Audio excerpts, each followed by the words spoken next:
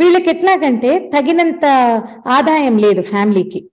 వీళ్ళకు ఒక 2 ప్రాపర్టీస్ ఉన్నాయి, ఒక 2 ఇల్లులు ఉన్నాయి, కొంచెం ప్రాపర్టీ ఉంది. ఆ ఇంటి రెంట్ల మీదనే వీళ్ళు బ్రతకాలన్నమాట. అయితే విచిత్రంగా ఎట్లాగంటే ఎవ్వరూ సరిగ్గా దాంట్లో రెంట్ ఉండడానికి రారు అక్కడికి వాళ్ళు. టెనెంట్స్ రావాలి కదా, ఎవరు రారు. ఒకవేళ వచ్చినా నెల రోజులు 2 నెలలు అంతే. సరిగ్గా వాళ్ళకి ఆ రెంట్లనేటివి రావట్లేదు. సో చాలా కష్టమైపోయింది వాళ్లకు. పోనీ ఏదైనా ల్యాండ్ అమ్మేసి చేద్దామా అంటే అది కూడా అవ్వట్లేదు. ఈ టైంలో మన డివోటీస్ చెప్పారు వాళ్లకు, చూడండి పితృ ఆశీర్వాదం ఉండాలి. మా కల్కి ధర్మాలో ప్రతి అమావాస్యకు పితృహోమం చేస్తారండి, పితృశాంతి హోమము. మీరు రండి, మీకు అక్కడ బ్రేక్ త్రూ వస్తుంది అని చెప్పారనమాట. ఆ సమయంలో ఆయన పితృశాంతి హోమంలో పాల్గొన్నారు. వాళ్ళ నాన్నగారి పేరు మీద చేపించాడు ఆయన.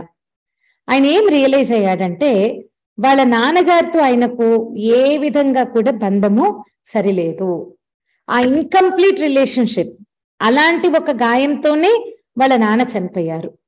ఇదంతా ఆయన చూసి వాళ్ళ తండ్రికి క్షమాపణ చెప్పారు. ఆ పితృశాంతి హోమంలో ఆయన మోక్షం కోసము ప్రార్థన చేశారు. ఇది అయిపోయిన exact the very next week, correct వారం రోజుల్లో 2 టెనెంట్స్ వచ్చారు. 2 మంచి ఫ్యామిలీస్ వచ్చారు. వాళ్ళ 2 ఇల్లులు రెంట్కి ఇచ్చారు. ఇప్పుడు స్మూత్ గా జరుగుతుంది వాళ్ళ జీవితం. సో ఈ ఒక్కొక్క నిజ జీవిత అనుభవంలో మీరు స్పష్టంగా చూడవచ్చు, మీ యొక్క పూర్వీకుల ఆశీర్వాదం అనగా మీ ఇంట్లో ఎవరైతే స్వర్గస్థులై ఉన్నారో, ఎవరైతే చనిపోయారో, కాలం చేశారో, వాళ్ళ ఆశీస్సులు మీకు ఉంటే మీరు ఇక్కడ ఫైనాన్షియలీ మీరు ఎదగగలుగుతారు. సో ఇప్పుడు 1 నిమిషం పాటు కళ్ళు మూసుకొని అవలోకనం చేయండి.